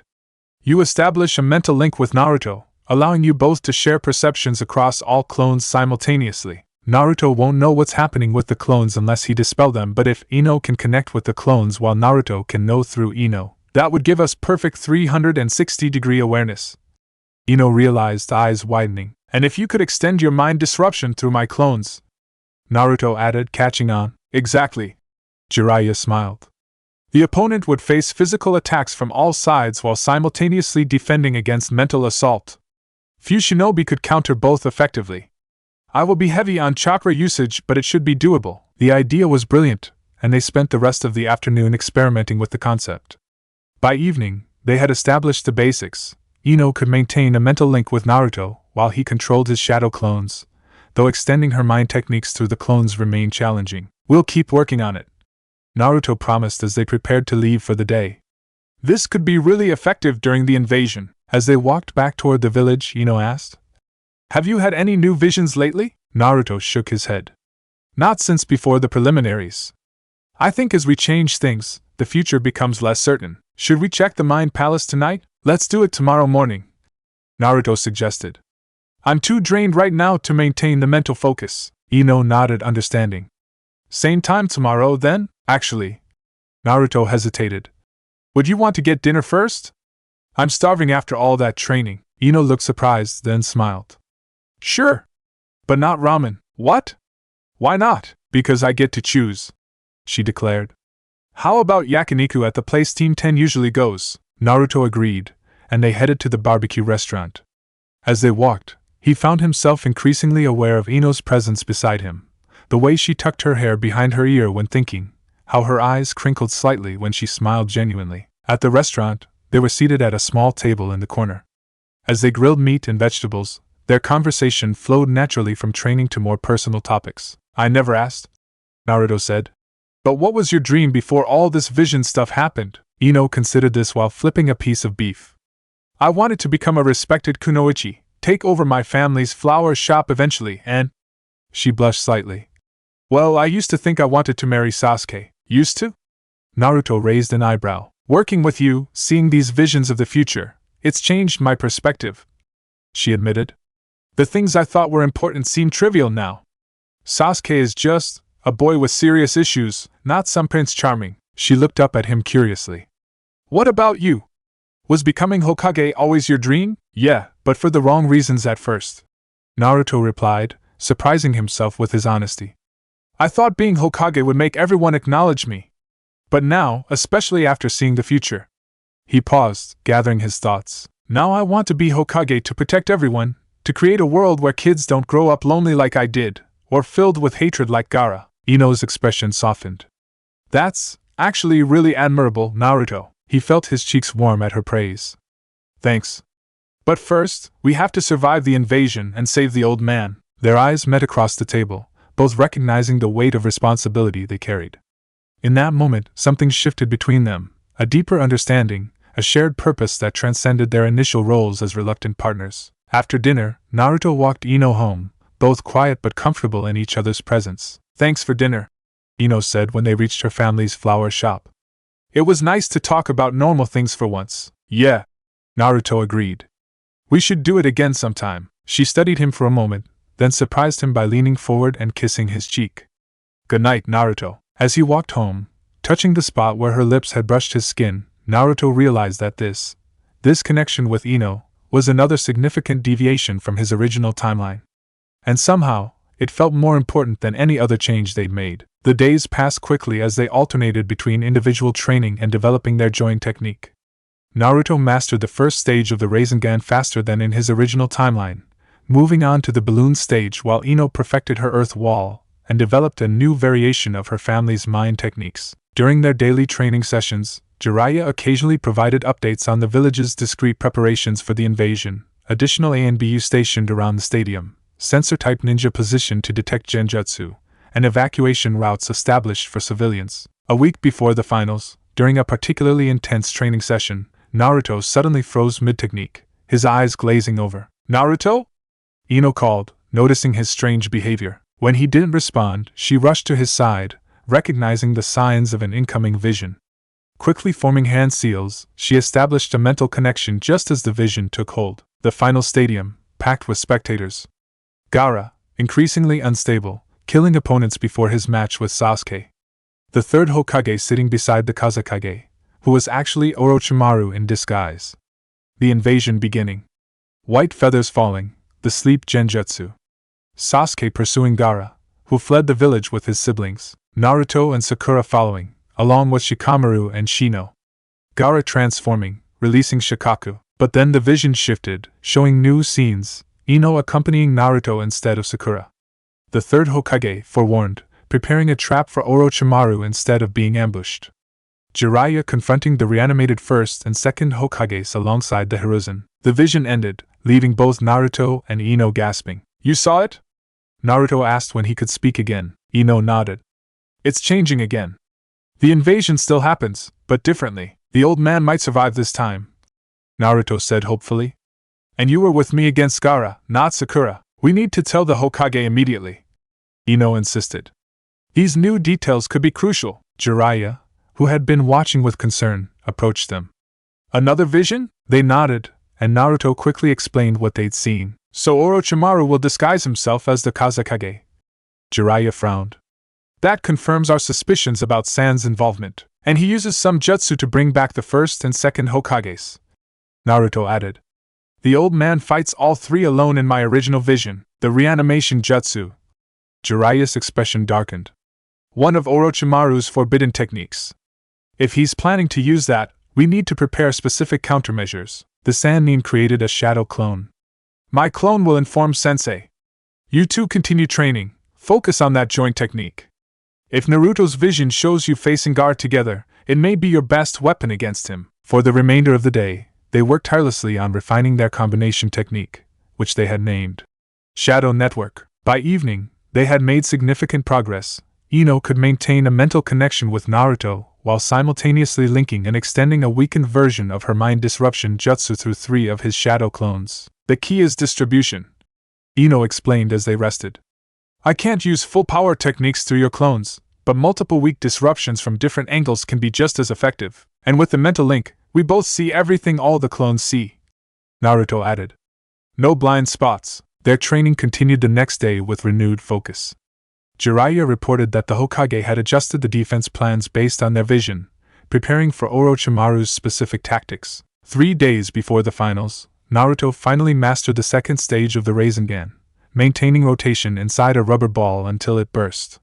While still not complete, his progress was impressive. "You've both exceeded my expectations," Jiraiya admitted on their final training day. "The techniques you've mastered would normally take months, not weeks. We had motivation." Naruto grinned, exchanging a look with Ino. "And a good teacher," Ino added, surprising Jiraiya with the compliment. The Sannin cleared his throat, momentarily flustered. "Yes, well, just remember that the finals are only part of the challenge. The real test will come when the invasion starts. We'll be ready," Naruto promised. Jiraiya studied them both. "I believe you will be. Now get some rest. You've earned it." As they walked back to the village together, Naruto felt a strange mix of anticipation and dread. The finals were approaching rapidly, and with them, the invasion that would test everything they had prepared for. "Nervous?" Ino asked, reading his expression. "A little," he admitted. "Everything we've done has been leading to this." She reached out and took his hand, interlacing their fingers. Whatever happens, we face it together. Naruto squeezed her hand, drawing comfort from her presence. Together. That night, they met one last time in the Mind Palace, reviewing their strategy and examining the remaining clear visions of the invasion. The timeline had changed significantly, but certain elements remained constant: Gaara's transformation, the attack on the village, and the critical role Naruto would play in stopping the Sand Jinchuriki. As they prepared to end the jutsu, Ino paused, looking at Naruto with an unreadable expression. "What?" he asked. "Just be careful during your matches tomorrow," she said softly. "Especially with Neji. He nearly killed Hinata, remember?" "I will," Naruto promised. "You too. Temari's no pushover," Ino smiled. "I have a few surprises ready for her." The mental construct began to dissolve as Ino released the jutsu. Before it fully dissipated, she leaned forward and kissed him briefly. "For luck," she whispered as the Mind Palace faded. Back in reality, seated cross-legged in Naruto's small apartment, they opened their eyes simultaneously. Ino's cheeks were pink, but she didn't look away. "That wasn't just in the Mind Palace, was it?" Naruto asked quietly. "No," Ino admitted. "It wasn't." Naruto leaned forward slowly, giving her time to pull away if she wanted. When she didn't, he gently pressed his lips to hers, a real kiss this time, not just in their shared mental space. When they separated, both slightly breathless, Naruto smiled. "Definitely better in real life," Ino laughed, the sound easing the tension. Agreed. As she left his apartment that night, Naruto felt more determined than ever to succeed in their mission. Now he wasn't just fighting to save the village and the Hokage, he was fighting for a future with Ino, a future neither of them had foreseen but both now wanted to explore. Tomorrow, the Chunin exam finals would begin, and with them, the true test of their preparations. Chapter 9. The finals begin. The stadium was packed with spectators, from civilians to nobles, village leaders to shinobi. In the special box, the third Hokage sat beside the Kazekage, Orochimaru in disguise, though only a select few knew this. In the competitor's box, Naruto fidgeted nervously, scanning the crowd. He spotted Ino in the participant area, looking calm and composed despite the challenges ahead. They exchanged a brief nod, their shared secret understanding passing between them. "You nervous, dead last?" Sasuke asked, noticing Naruto's restlessness. "Nah, just excited," Naruto replied with forced casualness. "Today's the day I show everyone what I can do." The proctor, Genma Shiranui, replacing Hate, who had been killed investigating the Sand Sound Alliance in a change Naruto hadn't foreseen, stepped into the arena. "Welcome to the final stage of the Chunin exams." His voice carried throughout the stadium. "The rules are simple. You fight until one person surrenders or is unable to continue. I may step in if a match is clearly decided to prevent unnecessary death." He looked up at the competitors. "First match, Naruto Uzumaki vs. Neji Hyuga. Contestants, please come down." As Naruto made his way to the arena, he caught sight of Hinata sitting with her father and sister in the Hyuga clan's section. She looked pale but gave him a small, encouraging smile when their eyes met. Neji already stood in the center, his posture radiating arrogant confidence. "You should forfeit now," he stated as Naruto approached. "Fate has already determined the outcome of this match." "You talk a lot about fate," Naruto replied, taking his position. "But I don't believe in it. We make our own destinies." Neji's eyes narrowed. "Spoken like someone who has never known true suffering or the inescapable cage of destiny." "Begin!" Genma called, jumping back. Neji immediately activated his Byakugan and settled into the gentle fist stance. Naruto, having fought him before in his vision, knew better than to rush in recklessly. "Shadow Clone Jutsu!" he called, creating a dozen clones that surrounded Neji. "A simple trick," Neji scoffed. "My eyes can see which is the real you." The clones attacked simultaneously, but Neji dispatched them efficiently, his hands striking with precision to disrupt their chakra networks. When he reached the real Naruto, he landed several blows to his chakra points. 8 trigrams 64 palms, Neji announced, launching into his devastating technique. 2 palms. 4 palms. 8 palms. 16 palms. 32 palms. 64 palms. Naruto was thrown backward, landing heavily on the ground. Unlike in his original vision, however, he had been prepared for this attack and had distributed his chakra differently, protecting his vital points. "It's over," Neji declared. "I've closed 64 of your chakra points. You can no longer use chakra." Naruto struggled to his feet, grinning despite the pain. "Don't count me out yet." He closed his eyes, concentrating on the Nine-Tails chakra. Red energy began to swirl around him, reopening his blocked chakra points in a display that shocked Niji. Impossible! The Hyuga prodigy exclaimed. No one can reopen chakra points once they're closed. I guess I'm just special. Naruto replied, creating more shadow clones, many more than before, filling the arena with orange-clad duplicates. As the clones attacked en masse, Niji was forced to use his ultimate defense. Rotation! He shouted, spinning rapidly to create a dome of chakra that repelled all attackers. When the rotation stopped, Niji stood in a small crater, breathing heavily but unharmed. Your persistence is impressive but futile. You cannot penetrate my defense. We'll see about that. Naruto replied, his clones regrouping. This time, instead of attacking all at once, the clones came in waves, forcing Niji to repeatedly use his rotation. Each defense consumed more of his chakra, gradually tiring him. Meanwhile, the real Naruto had burrowed underground. As Niji dealt with the surface clones, Naruto prepared his attack from below. When Niji completed his latest rotation, dispersing the last wave of clones, Naruto burst from the ground beneath him, landing an uppercut that sent the Hyuga prodigy airborne. Uzumaki! 4 clones that had been held in reserve jumped up, kicking Niji higher with each hit. Naruto Barrage! The final kick sent Niji crashing to the ground, creating a small crater. When the dust settled, Niji lay there, conscious but unable to continue fighting. Naruto approached him slowly. You know, just because the Hyuga clan has traditions doesn't mean they can't be changed. Your cage isn't as inescapable as you think. Niji's eyes widened. What do you know of it? I know that hating Hinata for something that isn't her fault makes no sense. Naruto replied. And I know that people can change their fate. I've been doing it my whole life. Before Niji could respond, Genma stepped forward. Winner, Naruto Uzumaki! The crowd erupted in cheers, many surprised that the dead last had defeated the Hyuga prodigy. As medical ninjas came to tend to Niji, Naruto returned to the competitor's box, where Ino was waiting with a smile. Nice work, she whispered. Though you cut it closer than you needed to. Had to make it look good. He grinned. You're up soon against Temari. I'm ready, Ino assured him. Your match gave me a few extra ideas. The second match was announced. Sasuke Uchiha vs. Gaara. A hush fell over the crowd as the two genin faced each other in the arena. Unlike in Naruto's vision, Sasuke arrived on time, having trained with Kakashi but without the burden of controlling the curse mark. Mother wants your blood, Gaara muttered, his eyes wide and unstable. Sasuke merely smirked, activating his Sharingan. Begin! Genma called. The match was intense from the start.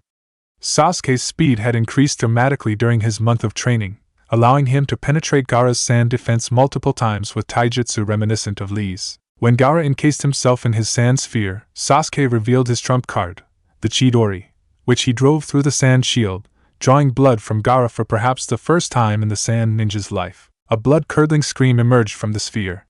Blood! My blood! That's when it happened. White feathers began to fall throughout the stadium as a genjutsu was activated, signaling the start of the invasion. Dispel! Naruto and Ino dispelled the genjutsu simultaneously, having been prepared for this moment. Around them, many spectators slumped in their seats, while the jonin and those who recognized the genjutsu remained alert. Explosions rocked the village walls as giant snakes appeared, summoned by Sound Ninja to breach Konoha's defenses. In the Kage box, the Kazekage grabbed the third Hokage and leapt to the roof, for Sound Ninja creating a barrier around them. It's starting, Naruto said grimly, looking at Ino. Ready? She nodded, her expression determined. Just like we planned. Below in the arena, Gaara was being escorted away by his siblings, while Sasuke, confused but recognizing an attack on the village, engaged several Sound Ninja who had infiltrated the stadium. Genma appeared beside Naruto and Ino. The village is under attack. As genin, your duty is to evacuate civilians and defend where possible. Actually, Naruto replied, we have special orders from the Hokage. Genma raised an eyebrow but nodded. Then proceed with your mission. Naruto turned to Ino. Gaara first, then we help the old man. Right behind you, she confirmed. They leapt from the competitor's box, racing after Gaara and his siblings. The Sand Jinchuriki was clearly in distress, clutching his head and muttering incoherently as Temari and Kankuro supported him. Naruto! Wait! Sakura called from behind them. What's happening? The village is being invaded. Naruto called back. Sound and Sand are attacking together. Get somewhere safe. I'm coming with you, she insisted. No, Ino interjected firmly. Sakura, find Iruka-sensei and help with the civilian evacuation. That's an order from the Hokage. Though skeptical, Sakura reluctantly complied, recognizing the seriousness of the situation. As they pursued the Sand siblings into the forest outside the village, Naruto and Ino activated their mental link. Shadow network.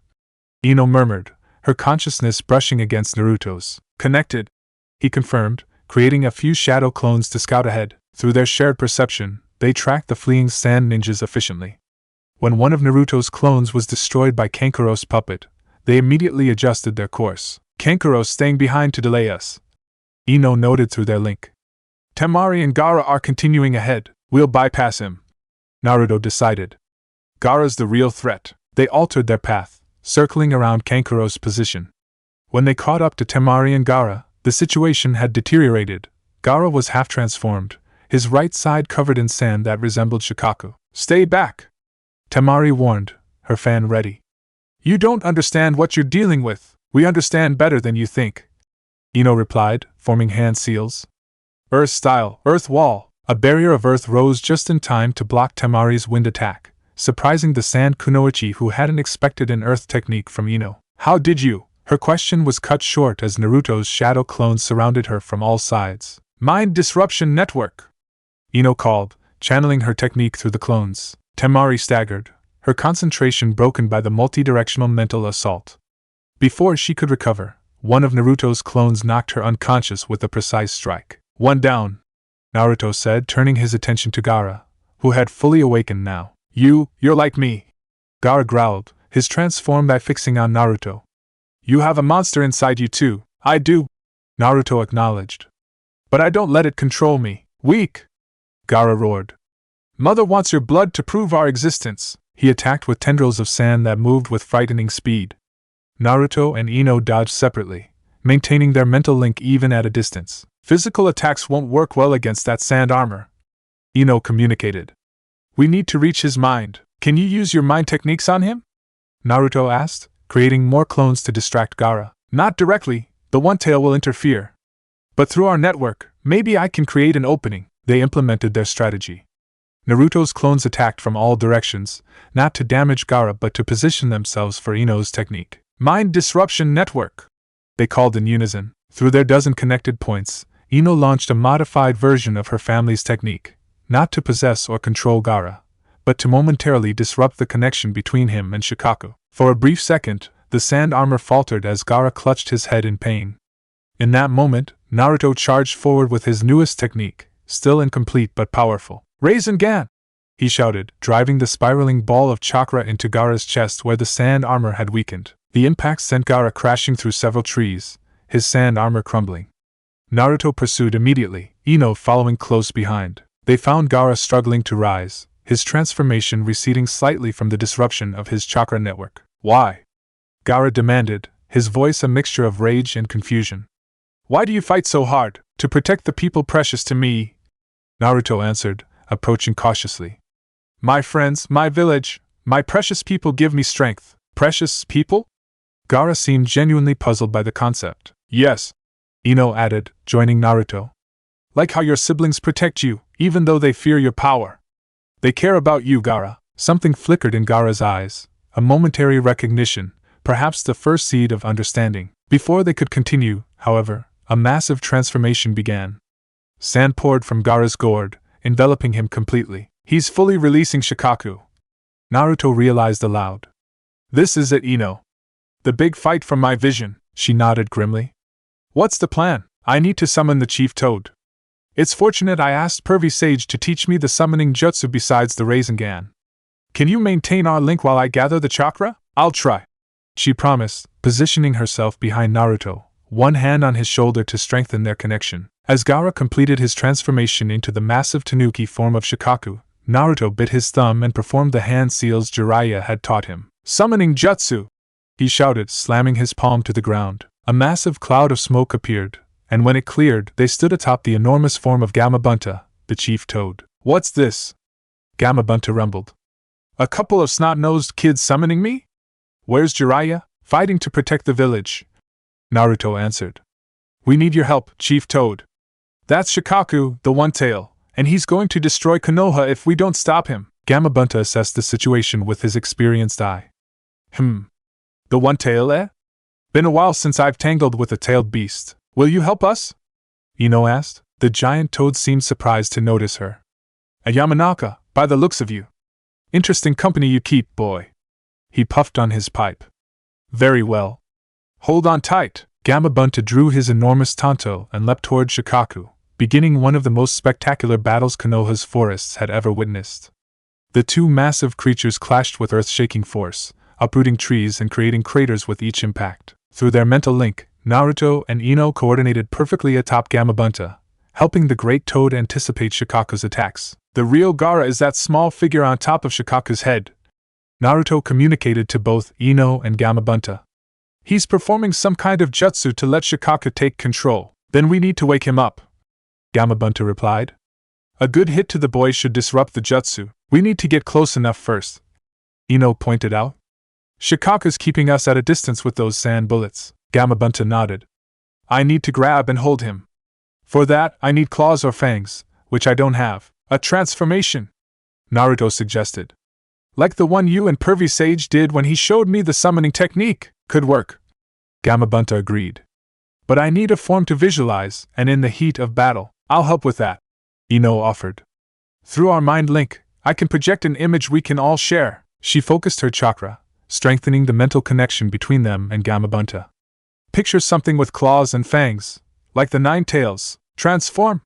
Naruto and Gamabunta shouted together. In a massive cloud of smoke, Gamabunta took on the appearance of the nine-tailed fox, complete with sharp claws that dug into Shikaku's sandy body, holding the tanuki in place. Now! Gamabunta shouted. Naruto leapt from the transformed toad's head, charging toward the sleeping form of Gaara atop Shikaku. Ino maintained their mental link, guiding Naruto's approach despite the chaos of the battle. Wake up!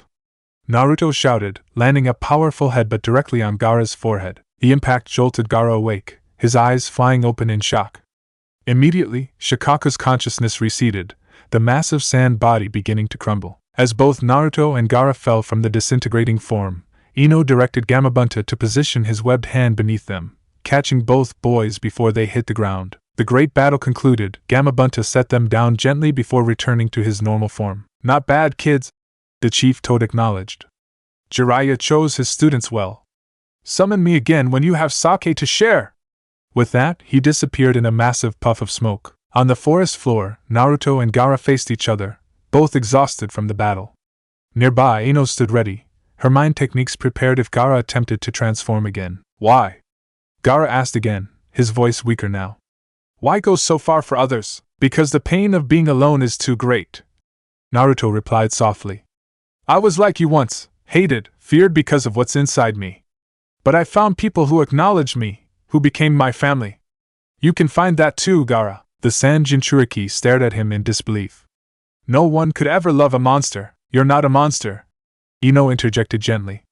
You're Gaara of the desert. The monster is Shikaku, and the people who turned you into a weapon instead of helping you control it. At that moment, Temari and Kankuro arrived, approaching cautiously. Gaara, Temari began uncertainly. To everyone's surprise, Gaara turned to his siblings. Temari. Kankuro. I'm sorry. The two Sand siblings exchanged shocked glances, never having heard an apology from their brother before. Help me up, Gaara requested quietly. The invasion, it was wrong. We were deceived by Orochimaru. As Temari and Kankuro carefully helped Gaara to his feet, Naruto and Ino exchanged a significant look. They had done it.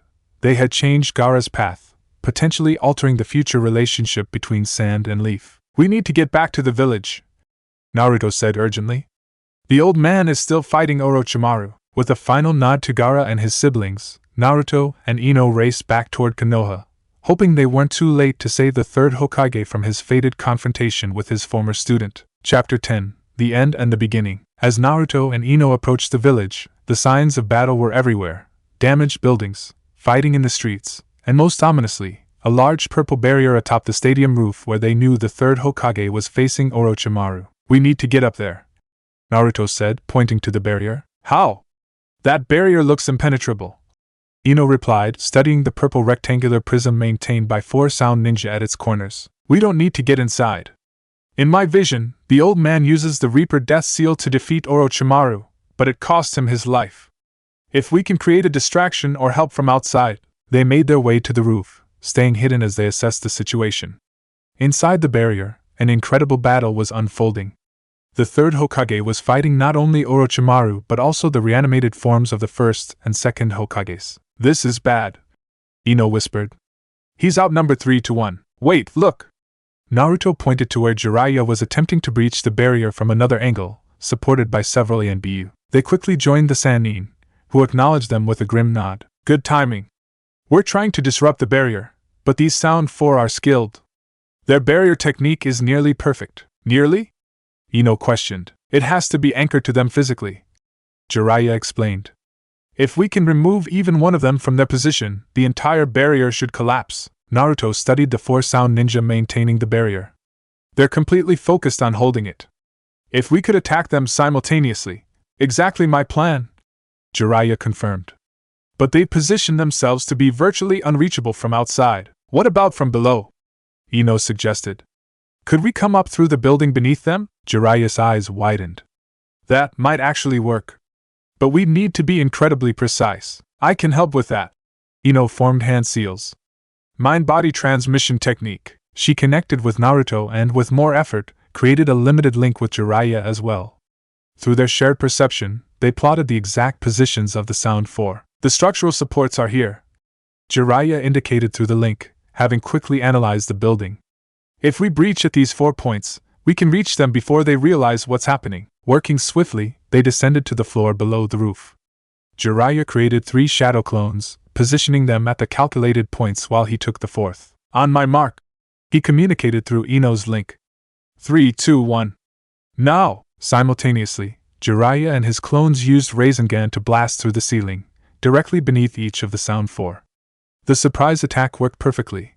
2 of the barrier maintainers were immediately incapacitated, and the purple barrier flickered and collapsed. Inside, the third Hokage sensed the barrier falling and seized the opportunity.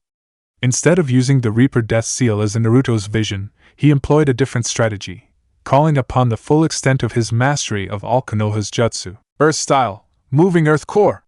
The roof beneath Orochimaru suddenly liquefied, trapping the Sannin momentarily. Fire Style, Dragon Flame Bullet!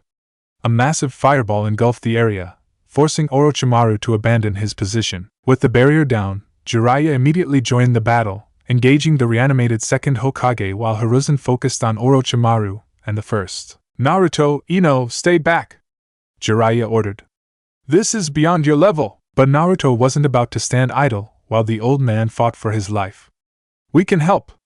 Shadow Clone Jutsu! Dozens of clones appeared, rushing toward the reanimated Hokages to provide distraction.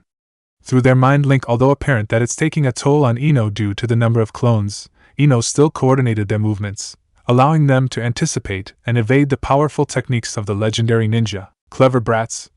Orochimaru hissed, recognizing the threat the combined effort posed. "But futile!" He extended his neck, his head shooting toward Ino with fangs bared, recognizing her as the coordinator of their strategy.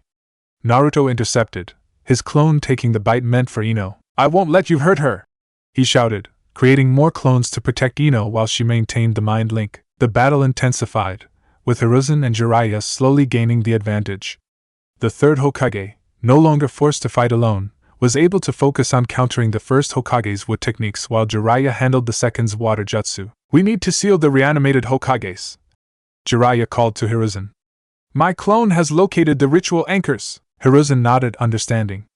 "Hold them off while I prepare the sealing jutsu." As the third Hokage began a complex sequence of hand seals, Naruto's clones and Jiraiya worked to contain the reanimated Hokages.